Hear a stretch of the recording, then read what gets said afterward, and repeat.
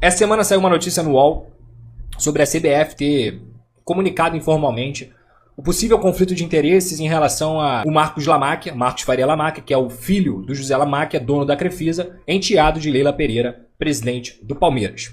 Essa discussão, ela existe, Pedrosa? Ela existe. Isso quer dizer que o Vasco não se sente assegurado juridicamente para seguir na negociação? Não. O Vasco se sente seguro para seguir na negociação. Uma negociação em termos avançados. O Vasco tem uma boa relação com a CBF, inclusive. Isso já foi colocado aqui em pauta várias vezes.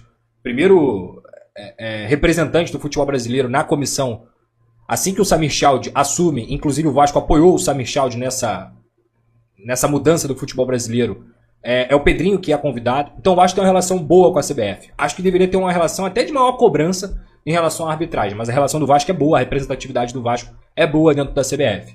O ponto é, do ponto de vista jurídico, o Vasco se sente confortável para seguir a negociação. Aí entra política, aí entra um monte de coisa, mas novamente, o Vasco, nesse momento, negocia com o Marcos Faria Lamáquia, que é o enteado da Leila Pereira. Ele não tem ligação de sangue, ele não tem relação direta com ela nesse sentido.